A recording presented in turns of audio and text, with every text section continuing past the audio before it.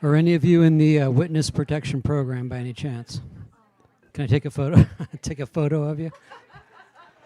I think what I'm going to have you do when Mary comes out is hold up your copy of the new book, and we'll get a really nice picture for her. This is the second to last tour stop. She saved the best for last, right?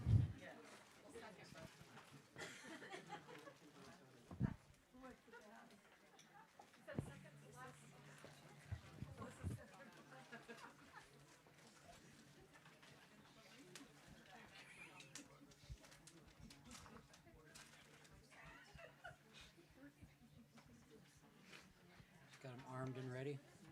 Okay.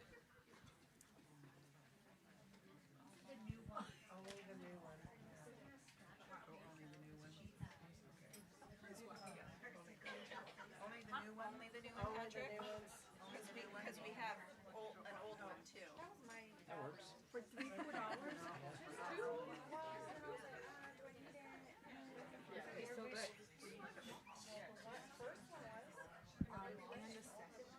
This should be out in just a second. So the other Patrick went over the spiel with you, right, about all of our upcoming events, and we've got a killer lineup of people throughout. I think we're booking into the fall now, but through the spring. So keep an eye on our mailing list, and here we go. Please help me welcome Mary Kubica and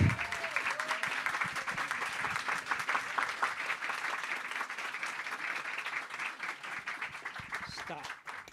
Okay, you guys ready to hold up your books? Olivia, you should be in this too.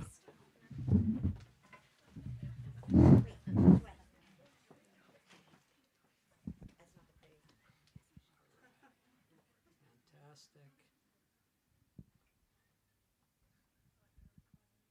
Beautiful. Thanks so much. All right. So let me give a nice warm welcome to our good friend Olivia Fierro, who's coming in to do the, yeah. We should, at this point, we should probably just put her on the payroll. I mean. I would love that. Well, hello. Let's see. This is okay. Hi, everybody. Wow. I already told you this in the back, but this is the biggest crowd that I've been here for. Even had to look for other parking, so thank you so much for the ladies who were directing me to the parking lot. Yay, back there! The parking lot where they promise that they don't tow, so if I've been towed, I'm totally coming for you, because you said that's the one where they don't tow. So congratulations, I am not at all surprised. Second week already on the bestseller list, so come on now. Thank you. I would, and hello to all of our friends who are joining us online. So we've got this mic is for them, and so we'll project here for our audience here. How many people here, since this book came out, on the 3rd? It came out on the 3rd, yep. How many here in the room, just so I have a gauge, but no spoilers, obviously, in this room. How many have read this already?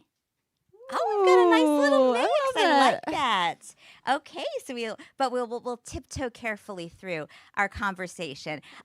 Congratulations. How do you feel as you're starting to wind up the book tour for It's Not Her? I feel amazing. Thank you, Olivia, for being here tonight, and thanks to all of you for coming to this. This book tour it's been incredible. It's I always say that when I write, it's so it can be like a little isolating. It's just you and your computer and your characters, and you don't get to share that with the readers in that moment. So then to be able to go out and go on book tour and meet the readers and talk to the readers and just feel that enthusiasm from the readers has been just so exciting. So I've loved every minute of it. It's especially, you need to understand, there were raindrops today, and in Arizona, for us to venture outside of the house when there have been raindrops, the roads are quite treacherous. I mean, this is a major commitment that we would go outside today, so you need to know that this is like a real commitment. I am grateful. Thank you. So, it's a very big deal that we went outside. I was thinking about the title just playfully. I mean, you should feel like, we both have teenage sons, and they like to say, I'm him. That's like one of the sayings that boys say. And so you're her because you're on the bestseller list for 2 weeks in a row right now. So this book is doing fantastic, and the excitement about it is all over the place. And this has been, your career has just been incredible. And I had the joy of getting to speak with you. I guess it was 3 years ago. I just went through the clip, and it was so fun to kind of get that sense of a little segment we were talking about when your career first started. And it was really the clip that stood out to me was about when you first were starting to write, and it was at the same time that you were becoming a mom. And it just struck me that, when most of us remember kind of being like, okay, I can barely get anything together. You're like this, just trying to keep things like the house from not burning down. You were launching this incredible career and finding all of this creativity within yourself. It's so impressive, and like from that moment on, your life changed in such a significant way, successfully in both of these directions. So like the before and the after are so different. Yeah, it's really amazing when I look back on the course of the last 10, 12, 15 years.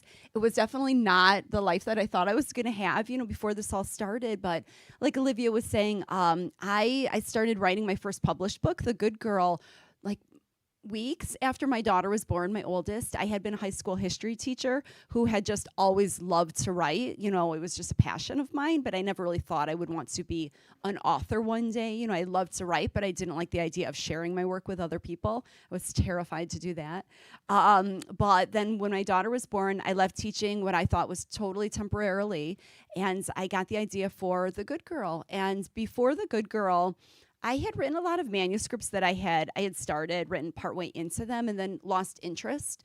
I would say that those were more like general women's fiction. They didn't have any of the suspense elements that my later books did.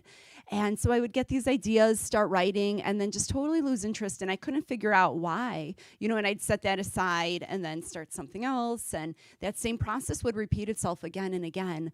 But with The Good Girl, when I started writing it, I thought I was totally setting out to write a love story. I had no idea how dark and twisty it was going to get. So I fell really in love with writing that book very quickly. And so it was the first thing that I actually finished and the first thing that I wanted to see published, or to see if I could try and get it published, that I felt like I was ready to put out there for other people to read.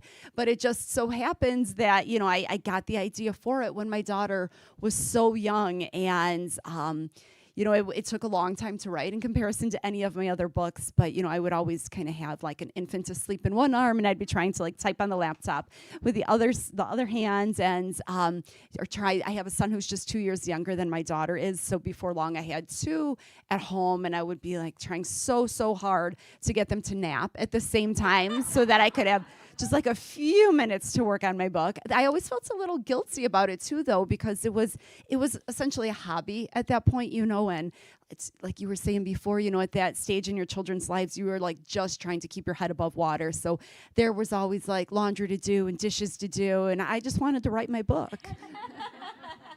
Well, I think nobody's blaming you now at all. It all seems to have worked out. But it is just it's amazing to me that you just had all of that creative fuel still to give, instead of just feeling completely tapped out, which is the way that most people in that stage of life feel.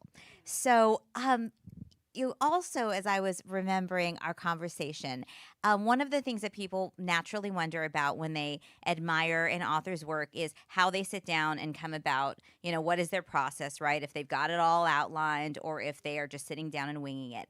And if I remember correctly, I think you have maybe one of the most unique strategies for writing your books of anybody I've ever spoken to. So please share how you go about writing your books, because I think it's brilliant. It makes a lot of sense, but I've never heard anybody say that they do this. Yeah. Okay, so I have a couple different things that I do. For one, a lot of times they'll talk about writers as either plotters or pantsers. A plotter plots, and a pantser flies by the seat of their pants.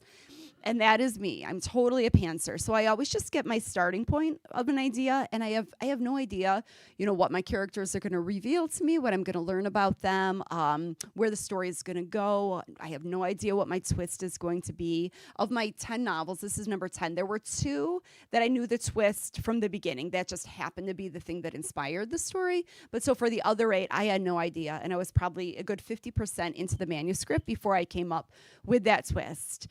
So that's one of the things that I do that I love it. I love not knowing where the story is going to go, just being like genuinely surprised by the things that I learn about my characters and just the direction that the story takes. I feel like where the twist is concerned, if it actually surprises me when I think of it, then you, the reader, are more likely to be surprised.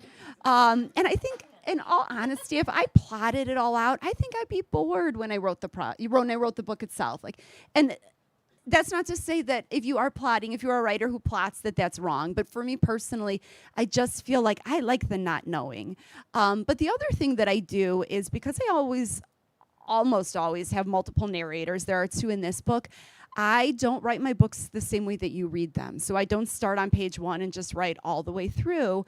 I break those narrators down just one at a time and write his or her whole storyline, and then I start over with another one. So I started this with The Good Girl, and it was totally by necessity. In The Good Girl, there are 3 different narrators, and it's a non-linear timeline, so there were before and after chapters. And I was getting so confused. I couldn't keep track of it all. And I was also losing the character voice. Like, I felt like some of the characters were just all sounding the same. They weren't unique, and that was bothering me. So I realized that if I could just take this apart, dissect it a little bit, and just write, one of those narrators at a time, I could really get a better grip on like what is going on in his or her storyline, and also make that voice just so much more authentic. So I did this. I wrote it. It was just like different documents on my manuscript or on my laptop that then I merged together into one. It definitely requires edits. There are times that things are being revealed in all the wrong places, but I just love the way that I can connect with my characters so much more in doing it that way. Yeah, so that must lend itself to, you got to cut back on a lot after the fact. But it does make so much sense because it's unfolding in a more organic way from each person's perspective, and that's the way that the reader is going to be seeing it anyways, because one person knows something and one person is thinking something, and I mean, this is the way that it feels, and this is why we're like, right? Right. Yeah, and I'm almost always first person perspective, because then I can just get myself right in my character's shoes. And it's not that I myself would do the things that they're doing or say the things that they're saying or think the things that they're thinking, but by just really like immersing myself in their life for that period of time that I'm essentially with them, I feel like I can make that character just so much come across more strongly. Like, I want my books, because they're thrillers, I really want them to be plot driven and suspenseful and twisty and all of those things, but I really want them to be character driven too. Like, I want you to connect with those characters. You're not going to love them all. You're not going to agree with the things that they're doing, but I feel like if you can have some sort of, emotional connection to them, that it's going to really make that reading experience so much more fulfilling for you, and that you're going to want to see to the end to see what happens to these characters. So who did you write first, and it's not her? So it's not her. There are 2 narrators, Courtney and Reese, and I wrote Courtney first. That was just kind of the voice. I had the opening scene of the story sort of already figured out. And hers is sort of that opening scene. So I went with that and I wrote it. As I'm writing, I am starting to think a little bit about, the other narrative, Reese, and how these 2 storylines are going to tie together a little bit. But I would write her whole narrative and then go back and write Reese. Another thing that you do that is so effective to just like catch us right away is, I mean, within a couple of pages, we have already, I mean, there's no waiting for the crisis to happen, like that. But it's hit the fan immediately. I mean, there is blood and death and emergencies and screaming and stress and tension right away, like right away. So, I mean, we don't have to wait for any build up. We are in it. We're in the thick of it. And I mean, I love that, because I was like, and there's no putting it down. So was that always your intention? Is that the type of thing you love to read? I mean, was that just the way that it just, your naturally, your writing style came out, or was it a strategy? It definitely works. Thank you. Thank you. I do always try to start like right with the action, right with whatever, somebody is missing or whatever this problem is. I really want that revealed right away. And then I feel like you can step back and kind of have a little bit of a build up, but I really want it to kind of hit you hard from the beginning and really sort of suck that reader in. But I will say, with this one, because we discover bodies right away, it's different than we don't know where so-and-so is. It just, and we don't know who killed these people and if this person or people are still around. And, so the book really does begin with people running for their lives and trying to get help and all of that. So I would say that it is one of my more propulsive beginnings, and I loved that. It wasn't again incredibly intentional that was how it was going to begin, that it was going to be so propulsive, but I just I said, we discover these bodies, and then I start to think, well, what logically are we going to do next? We're going to run. we're going to try and, get help, call the police and things like that. So I just sort of go through those natural steps that you would take. And I could feel the anxiety. It was one of those that writing those opening scenes, because there is sort of this desperation and this fear. And I could feel that when I was writing.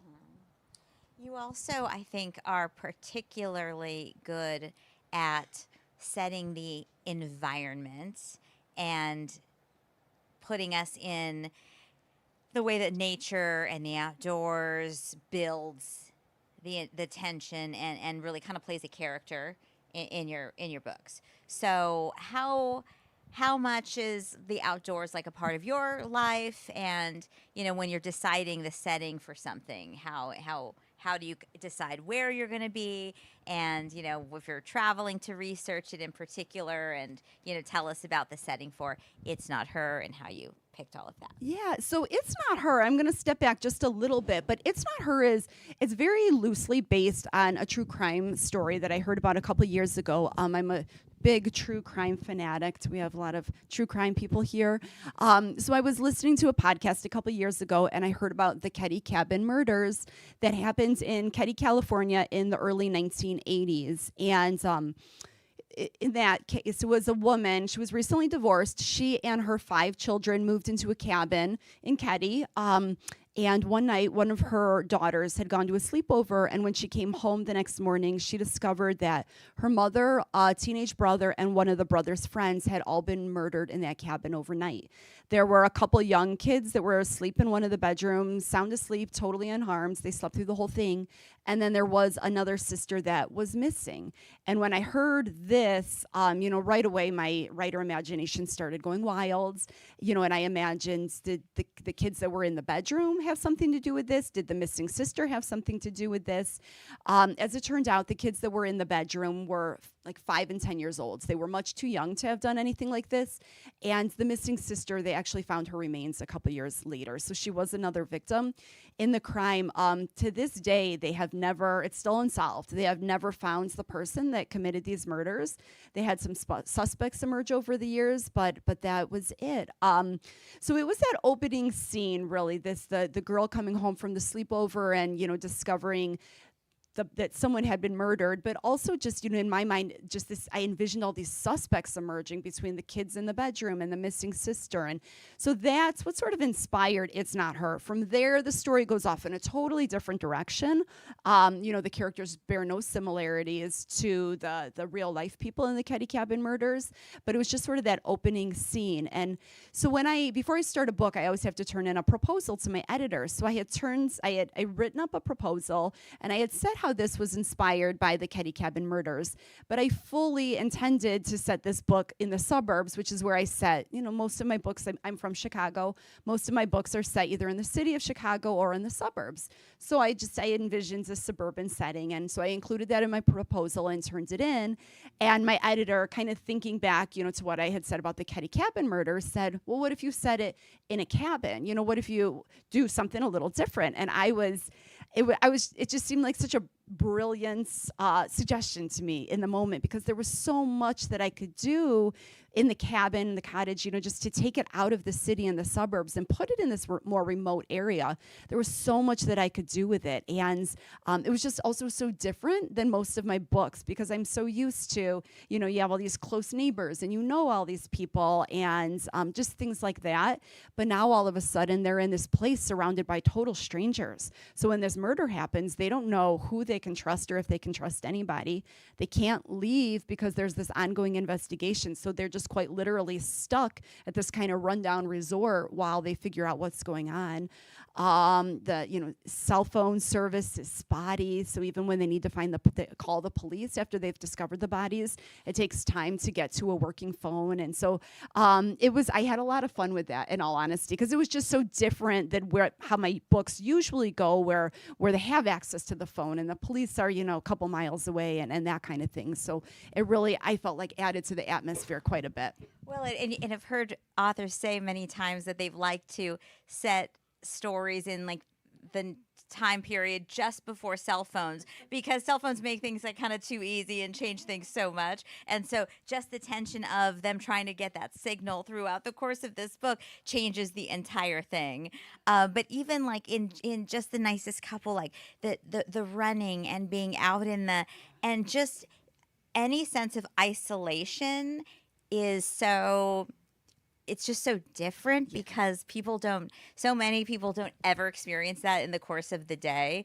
And you feel so vulnerable, and it's just a completely different dynamic. It's scary, and I am a runner, but I myself would never go running through the woods alone. So Come on. the things I make my characters do. There's a bone here or there. I mean, it's what it is. So when you are so true crime, everywhere you are, everything you're hearing is potentially inspiration for a story. How do you clock all of the things that can inspire you? What are you, a rabid note taker? Are you, voice memoing it, writing in the middle of the night? Like, what are you? How do you kind of keep track of all of the things that can inspire you as you are, Yeah. So I'll typically just use my notes app on my phone if I get an idea. I am always jealous, though, of these authors that say that they have like binders of ideas and because I usually have the one I'm working on and that's it. If I happen to get like a little bit of an idea, then I will just jot something down in my notes app so that I'll remember it later on. But it's usually like that time between books, which is tends to be one of my least favorite places to be. I just feel really unsettled. Like when I'm in the middle of a book, it's like I know my characters, I know my plot, I know all of this, my setting. I just feel very comfortable when I go back to writing. Not that it doesn't give me a lot of grief some days, but on the whole, I feel very like I know where I belong. But then that time between books, I feel very unsettled, and it's sort of like a frantic search usually for what am I going to write next. And that is when I start binging the podcasts and watching every Dateline episode I can find. So do people turn to you and thinking that you can kind of solve things in real life a little bit? My husband does not like to watch like movies with me and stuff, the suspenseful ones, because I do. I'm not always right, but I am very vocally trying to guess all the time who did it. Yeah, because here in Arizona, of course, everybody's watching the Nancy Guthrie case, and so I just always think, okay, if somebody can come up with a book and plot things to this elaborate extent, I mean, these are the people we should be turning to find some answers when the police cannot do it. Right? I mean, here you are in town. Like, look, come on, let's go. Let's drive over to Tucson tonight. Let's do it. Yes, we could probably do a better job, I feel like. So when you are inspired and it's all in a groove, like what are the circumstances? How long does this take you start to finish? What is the process when it's all flowing? Where are you? Like, set it up. And how does your is it okay, mom's got these hours, don't bother her, regular kind of job sort of thing, and like, how does it all work? Yeah. So when I sold my first book, The Good Girl, I was offered a 2-book deal. So my second book was already under contract. And I had like a deadline and all these things. That changed everything. It changed didn't it? everything. I had no deadline, for the good girl. Nobody even knew I was writing it. So all of a sudden, it was a different world. And my kids at the time, I think, were like 4 and 6. So my daughter was at least in kindergarten, but my son was in preschool for maybe 4 hours a week. So I had almost no time to myself. And so at the time, I would start getting up at 5 every day, and I would write from 5 to 7 or whatever time the kids would get up. And if you are crammed, I've learned this. If you have so little time to do something, you get it done. But when you have all the time in the world, then there's a lot of procrastination that happens. So somehow I managed with those 2 hours, so like 14 hours a week I was writing. I managed to write that book and meet my deadline and all of that. But through it, I discovered that 5 a.m. is my favorite time to write. So my kids are 18 and 20 now, and I am still up almost every day at 5 a.m. writing. There's just something very, I don't know, my brain is very, it works well at that time, and I think there's no distractions. Nobody else in the house is up, and I just get that cup of coffee, and I think it's before I start thinking about I've got to go grocery shopping, all those things that come later. I feel like I can just really, really focus on the writing at 5 a.m. So I do that.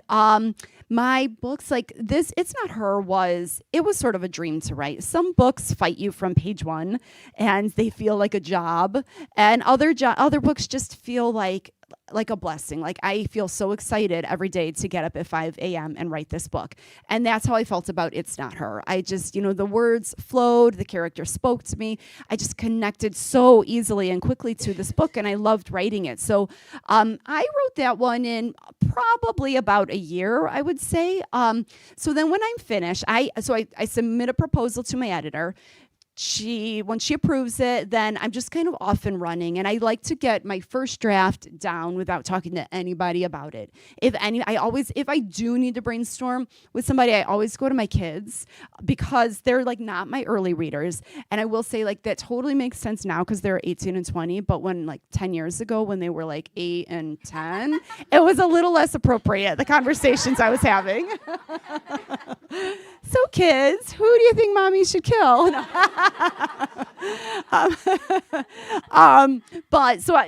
Then I draft it and I submit it to my editor, my agent, my husband, and I have like 4 good friends that I send it to all of them at the same time. I've just kind of learned that it's the more the better. Reading is so subjective. And I feel like if I can get more people giving me feedback when it's at that early stage where I can still make revisions, it's so helpful. And my editor and my agent give me kind of more like the publishing feedback, whereas my friends, they give me, the readers in a book club feedback. And so I love that. It's so beneficial to get all of that. My husband usually just reads it, says, "It's great, Mary." And then, yeah. And then he's kind of a sounding board for when I get that feedback, if I need to talk stuff through. But, so then I go back and forth with my editor, usually a couple rounds of revisions. She always gives me first what's called an editorial letter. And, it is like 5 or 6 pages, single spaced. It'll take you back to like high school English class, your teacher marking up a paper. And she'll always start with what's working real well, and then she'll go into what's not working as well. And it can be that, the pacing or a character feels too flat or something like that. And then we'll talk about it. There are times that I agree. My husband always says that I have like this 24-hour period where when I first read her editorial letter, I'm kind of mad. He's tiptoeing right. by. Uh-huh. Exactly. And I'm thinking, did she even read the right book?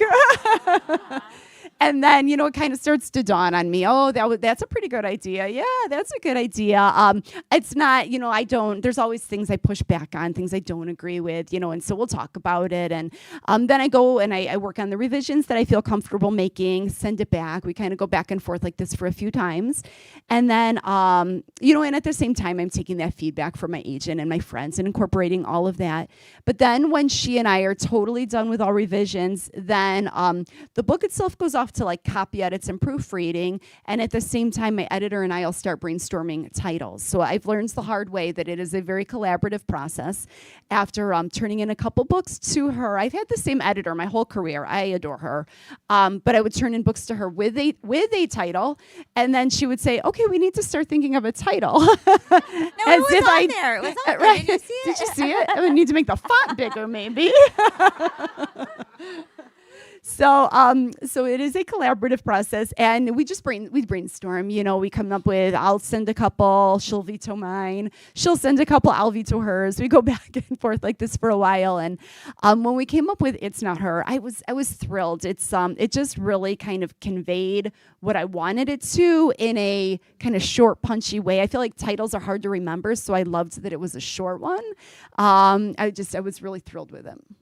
Gosh, it's so interesting. And it is, I mean, it is such a involved process. And you really, even for someone who's so successful, I mean, you do have to at moments, say, I've got to like put my ego aside, and I've got to take, because that's how you know that you're going to continue to be successful. Yeah. And I think sometimes as the author, you just get too close to the manuscript, you know, so it's like, no, I love that. But that's because, you know, I've spent a year with these characters. It's different. So it's so helpful to get that. But these are this is why I love, this is my favorite genre, because it's so complicated, and there are so many surprises and twists, and like it's just, no matter like how you like you think you're like a reader detective, and you're like, I've figured everything out, and this time I've really figured everything out, and then you're like, damn it, I'm so surprised, you know. And so it's so much fun, and that's why it's so much fun, and it's just such a rush.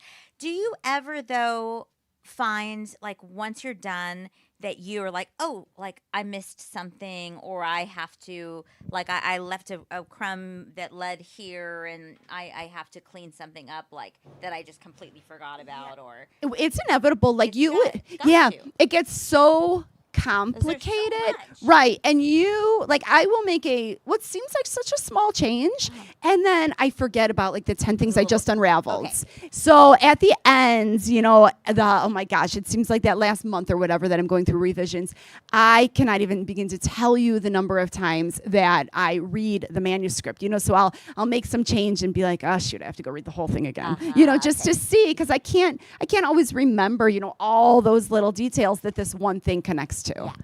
Will you tell everybody a little bit about Courtney and Reese? Yeah, so Courtney and Reese are my two narrators. So It's Not Her. The story is similar. The beginning is similar to the Ketty Cabin murders. We have two families that go on vacation together in the Northwoods of Wisconsin. They rent two cottages on a lake. And then one night, one of the little girls, she's sleeping at her cousin's next door, and she comes back to her own cottage to find out that her mom and dad have been killed overnight. Her 14-year-old brother, Wyatt, is sound asleep in one of the bedrooms, and her 17-year-old sister, Reese, is missing. So Courtney, one of the perspectives is she's the surviving aunt. She was in the cottage next door at the time. She is one of the first people to discover the bodies, and she, you know, her narrative is she's here. She's got like the rest of her family who she's trying to keep alive. She doesn't know who this killer is. She's trying to figure out who killed her brother and sister-in-law, but she also feels totally responsible for finding her missing niece, who may or may not have been involved in this. She might be a victim, or potentially she could be the killer, and they don't know. So she's just got a lot on her plate, and I connected with her as a mother, and just sort of like that desperate desire to protect your family. With her brother and sister-in-law being killed, she's also responsible for their remaining children, you know, who are grieving. And so she has so much going on. And I really, her both narratives spoke to me so much. I felt like even though they're so different, I could really relate to them fully. Reese, on the other hand, she's a 17-year-old girl, and we hear from her, but her narrative begins about a week prior to the murders and leads right up to them. So she gives us a little bit different story, a little different point in time. And Reese is she's sassy, she's angry. She would rather be anywhere that in the world than on vacation with her family. She doesn't get along with her family that well. I mean, it's a pretty typical 17-year-old girl, I think. And hers, it was different because she does come across as all those things, but because we get inside her head too, we find that she's also a very vulnerable 17-year-old girl who's just so desperate to, fit in and be loved and all of those things. Inside her head is it's different in there. Uh-huh. even she thinks of her parents, and I was like, wait, she thinks of her parents in their first names, but then she doesn't call them that, but she thinks of them in their first names just because she doesn't want to because she's just a teenager, a total teenager.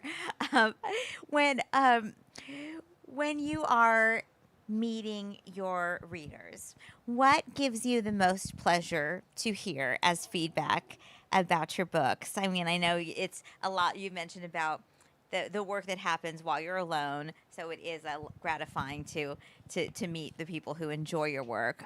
What's the best kind of compliment or comment to hear about your writing? I think that the best thing that I have heard is that a lot of people will say, just how much they loved a character or they were surprised by a twist. But when people say, one of my books is the book that got them back into reading, or that one of my books got them through some really, really difficult time in their life.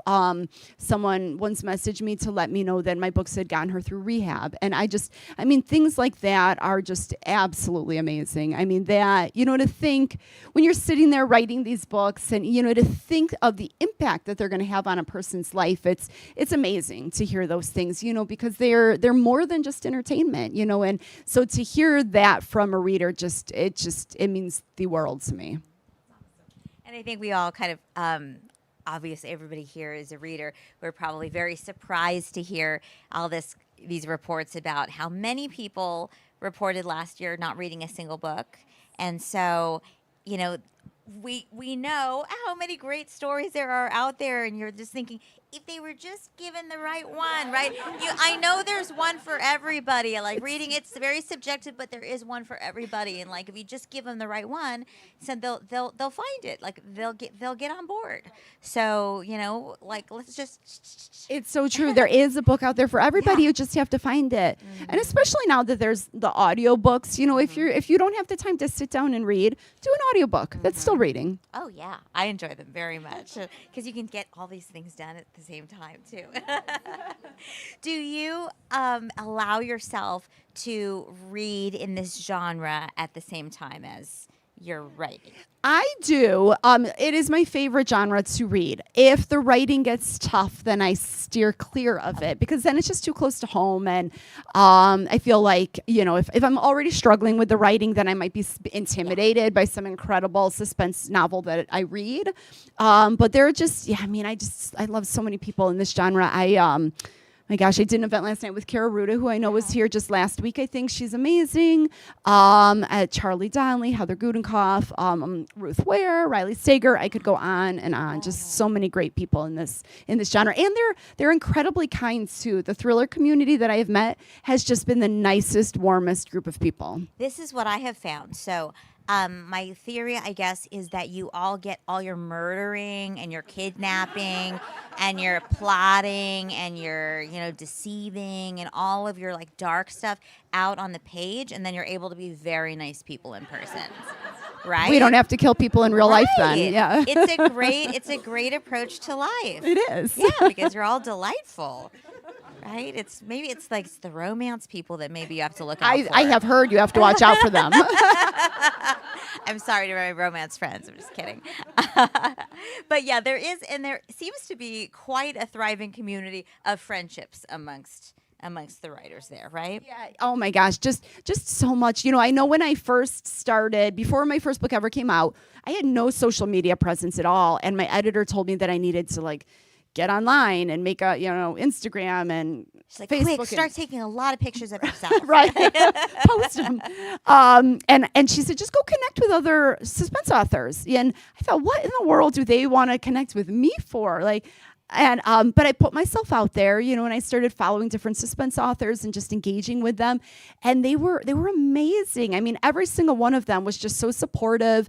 If I had questions about, they don't really tell you a whole lot what's going to happen when your book is coming out. So I had so many questions about like what happens next and what to expect and things like that. And just everybody was so helpful. On pub day, all the authors are out there shouting out each other's books, and it's amazing. I've been in conversation with, a number of authors while I've been on book tour, which I know that's a big job, for a moderator. And so for somebody to take the time to read the book and show up at the events and, be in conversation with somebody that it's about a different book. It's not about their own book, it's amazing. I love that. Because there's room on your bookshelf for a lot of books, right? I mean, it's not like it's a car. Like I'm only going to buy one car over these 6 years, so I don't know if I can support your car. It just makes so much sense, and it's very cool. You can answer this for me then, because you know all of these people.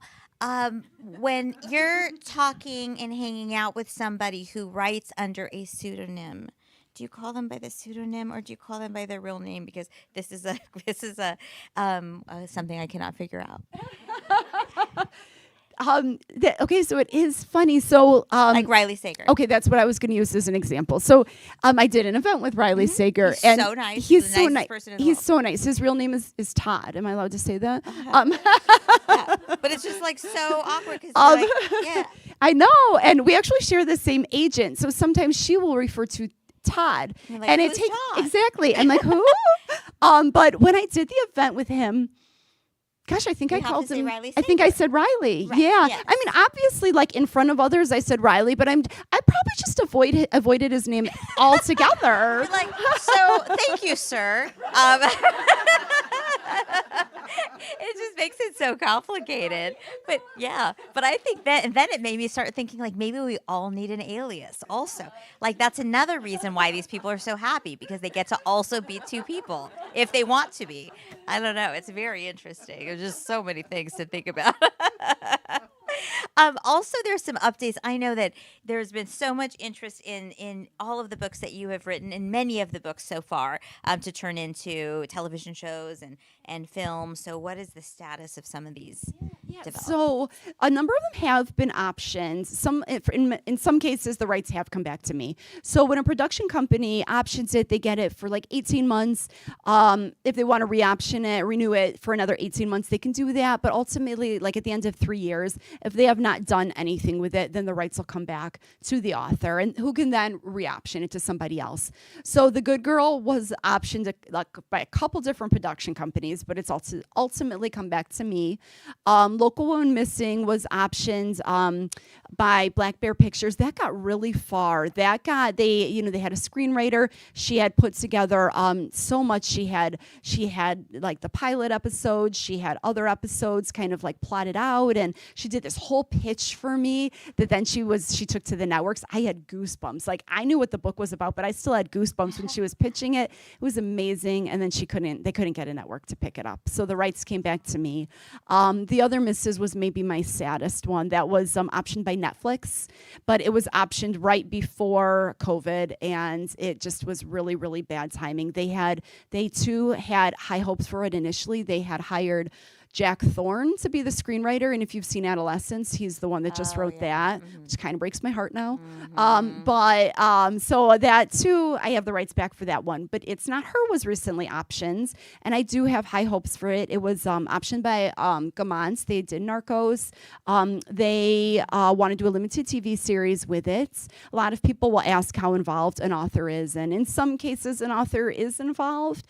In most cases, the author is not involved, so it's sort of just like handing your baby over to somebody else. But I was able to do a Zoom call months ago with the team there, and they too had put together this PowerPoint, and it was just, there's something really special when you talk to somebody who you feel like got what you were trying to do with your book and just loves your book the way that you love your book. And I got that sense from them. So I really believe that they're going to do something great with it.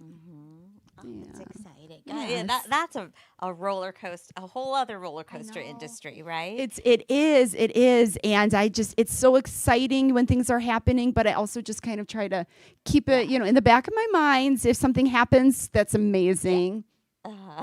Yeah, and you have no control over no it. control. There's nothing you could do about it. So now this is out. You're almost done with your book tour. How far along are you in the next, or are you already on the next? Oh my gosh, I wish I was on the next. Okay. No, so I usually, some of the time I would have been done with my next book before the previous one came out. I have had more trouble than usual getting going, and I really credit it to how much I loved writing It's Not Her, in all honesty. Really? I have had more trouble just like moving past this one and thinking a little bit, how am I going to top it? And that's one thing, the more books, that's something, my pacing is slowed down a little bit. Just as I write more, I always want to do better than the last book. If I wrote 20 books, I hope that number 20 is better than this one. So that's always in the back of my mind. And so I've had a couple false starts, which is not unusual for me. I tend to sometimes need to write, 20, 30 pages to see if it's the right fit. And sometimes it is, sometimes it's not. So, but I do have an idea that I am really, really excited about. Before book tour, I wrote out a book proposal. I have not submitted it to my editor yet, but right after book tour, I feel like this has re-energized me, and I'm so excited to actually just get back to the writing next week. Oh, cool. Do we want to take some questions now? I know you're going to have some questions. Yes. Book 10, literally. Oh, I can see why she was coming up with something else. Yeah. Yeah, she did. I don't know why. She didn't think it was very suspenseful. After the first couple books, they just all became book 3, book 4, book 5, because I realized some authors do like a working title, even if they know it's not going to stick. But I just, now that I know mine aren't going to stick, I kind of just like to finish it and then, see what strikes me, or sometimes just in those many, many rereads of the manuscript, something will jump out to me.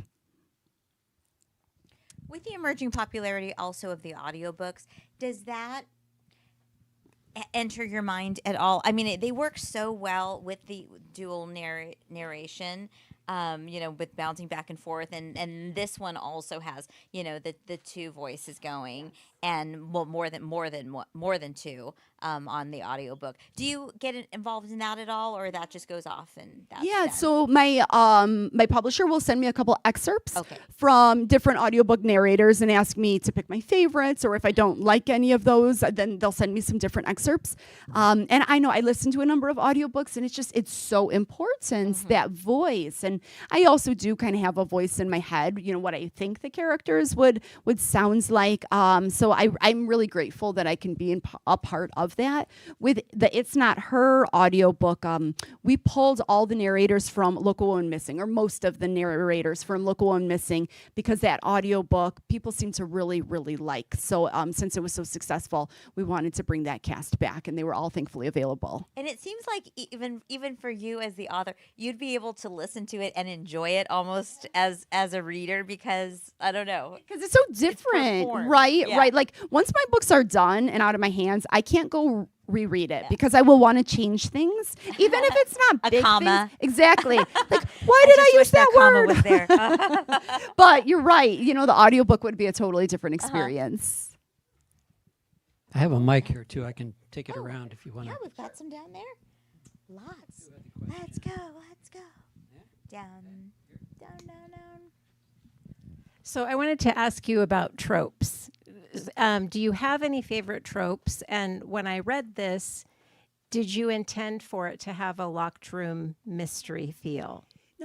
Which I love. It's my favorite trope. I loved that too. I didn't really set out to make it this locked room mystery, but that is exactly really what it became. They're stuck here. They can't leave.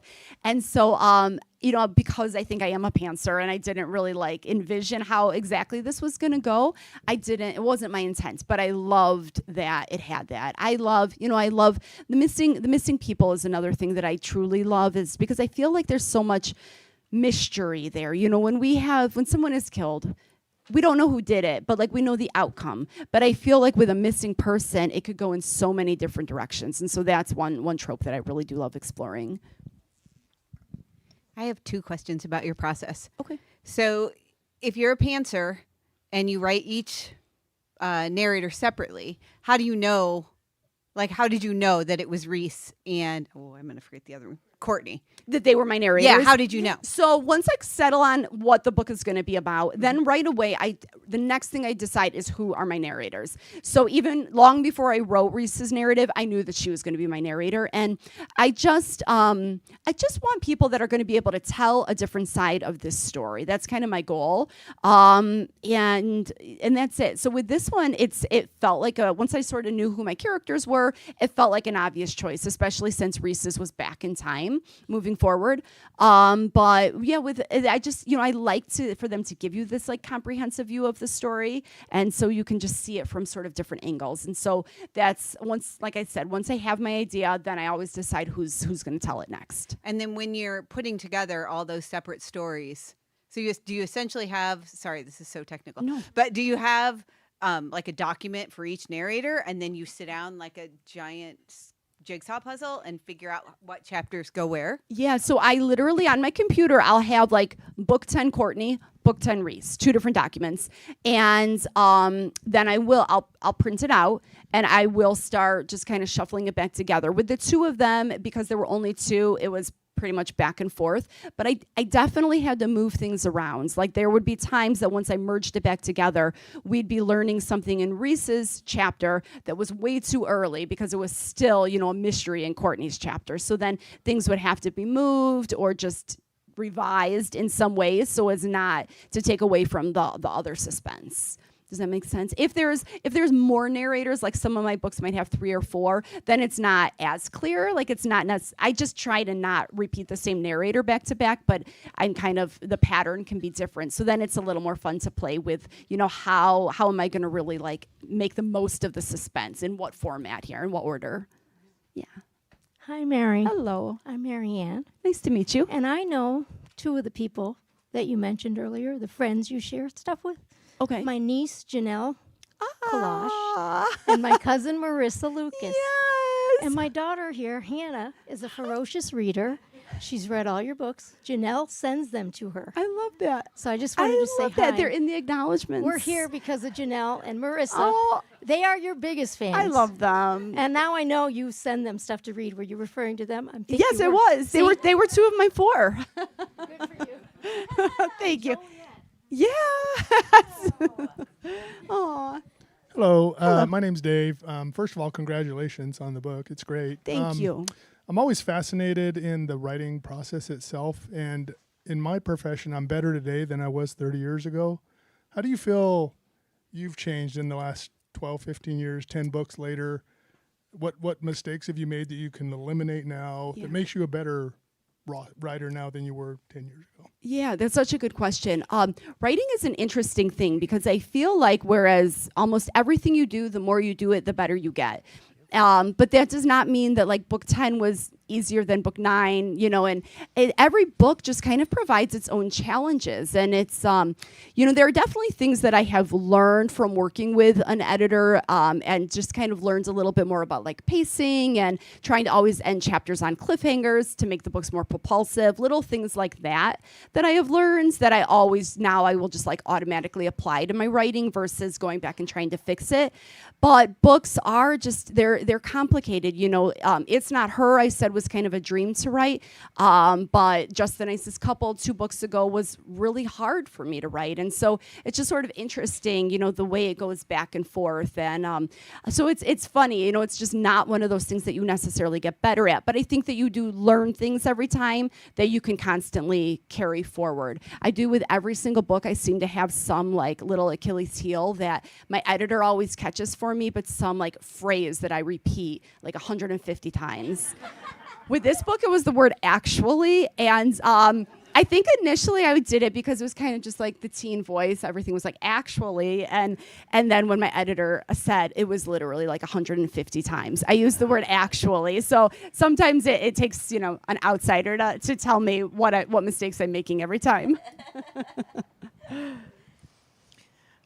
Hi. So I know you said that you try to make your next book better than your last, but do you have a favorite that you wrote? And if you do, what is it? So I have a couple favorites. So It's Not Her and Local Woman Missing were probably my favorite books to write. They just, those characters spoke to me. The storyline just, it called to me every day. I mean, I'm not kidding when I say I would go to bed at night just feeling like a kid on, Christmas Eve, like excited to wake up and write the next morning. So that's when I know I feel like I'm onto the right idea, if I feel that enthusiastic to write. So those two.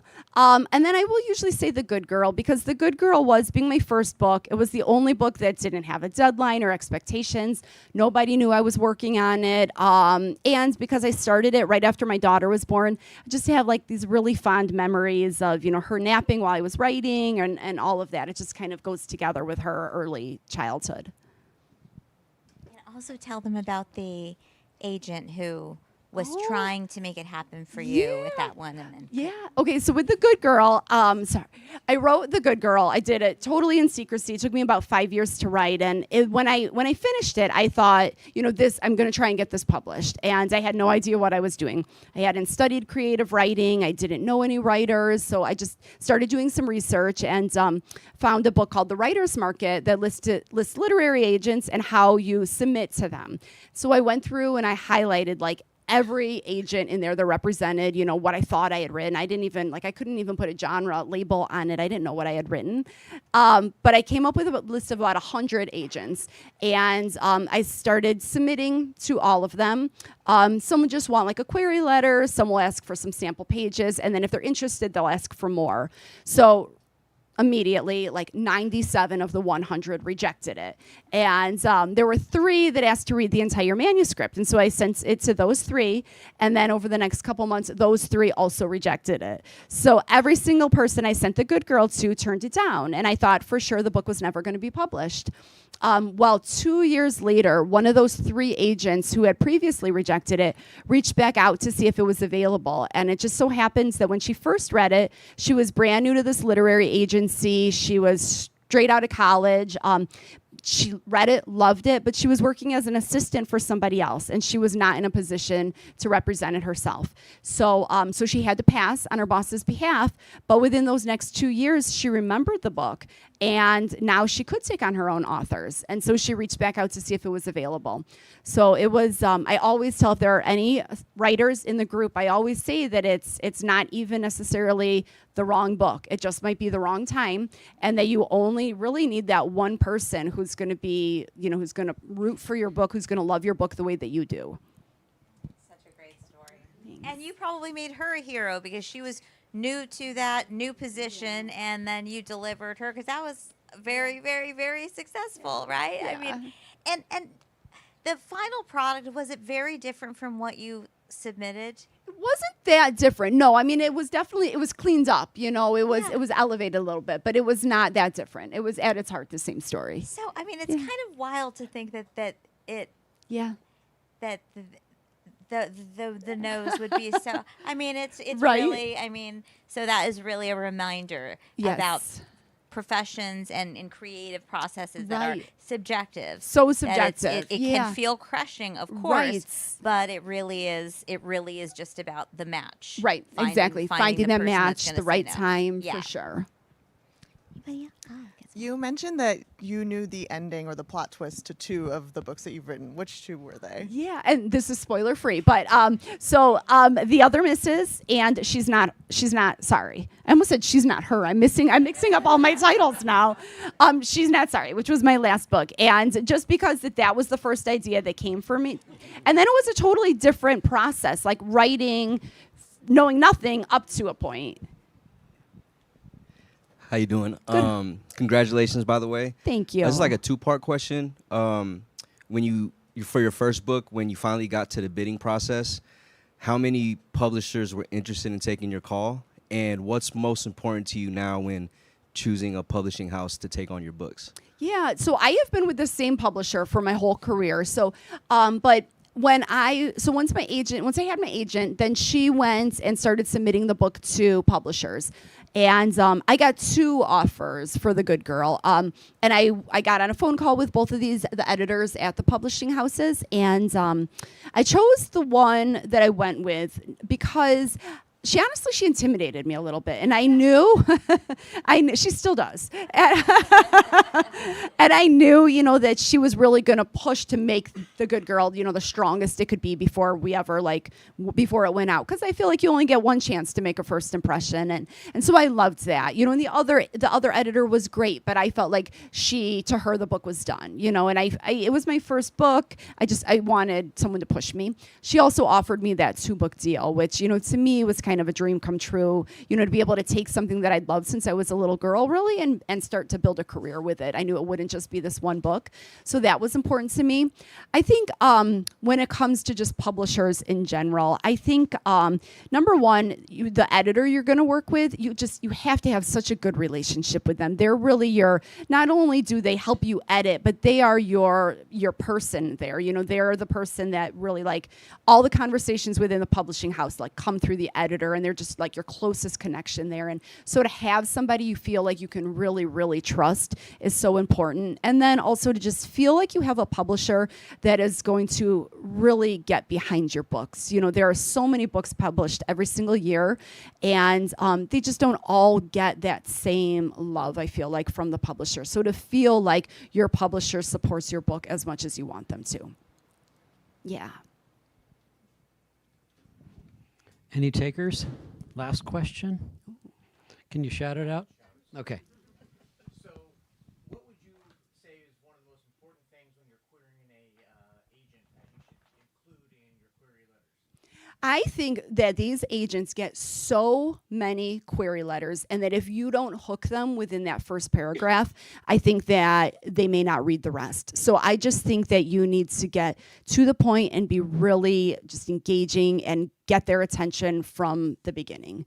I can't even remember the number that my agent told me that she gets, but it was an obscene number of query letters that she receives on a regular basis. So just to keep that in your mind, and just how just engaging, propulsive can you make that query letter? Yeah. Yes. You said you were a history teacher? Yes. Did you ever think about doing a different genre in between, like historical fiction, or? I think about that.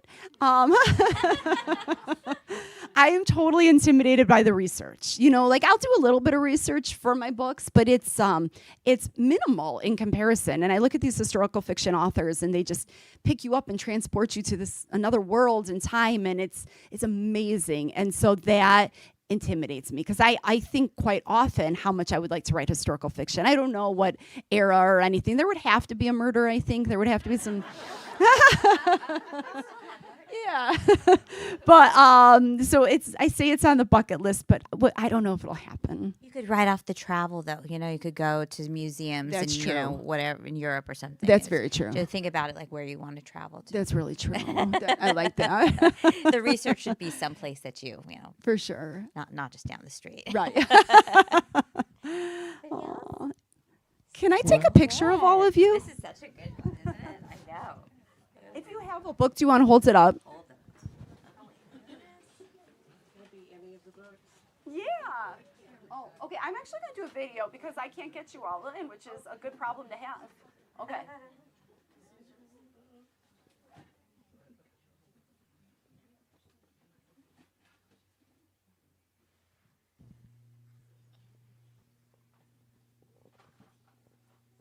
Thank you.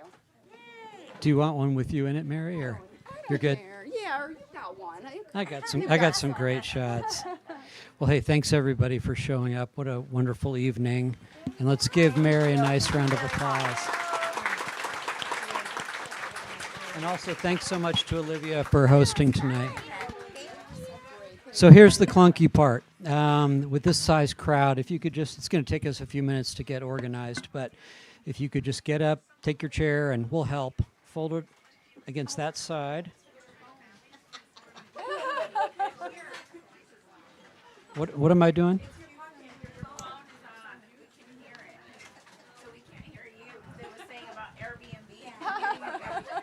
That's a perfect way to end the evening, I'd say. So much. Oh, that's good. All right, and then we'll line up by number. You should have a number in your book.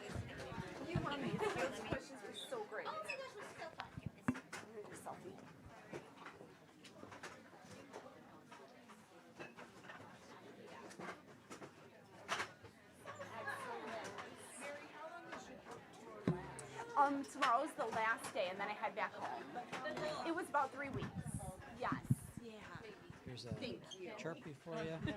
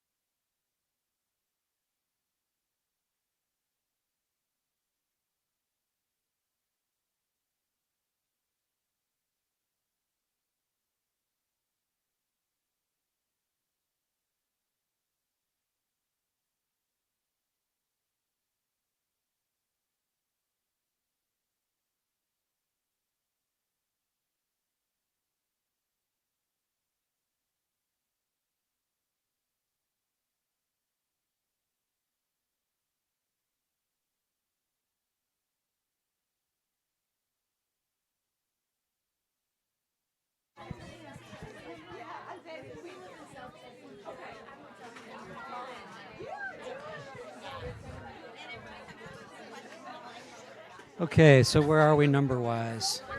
1 and 2? Okay. You guys are right here?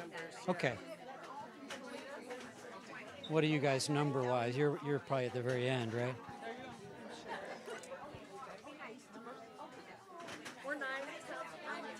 Okay. Go for it.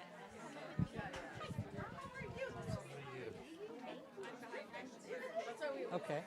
So you're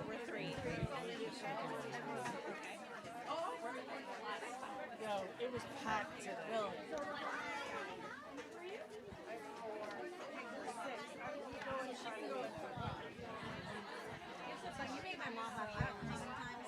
okay.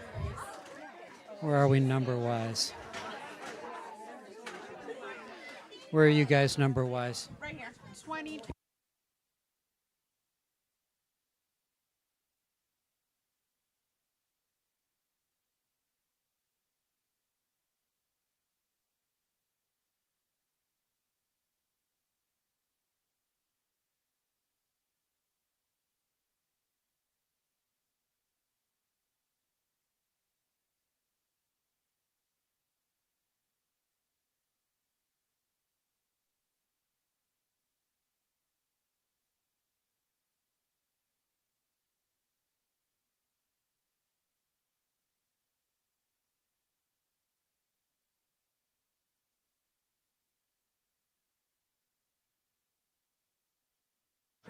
Thanks, everybody, for doing such a great job of lining up.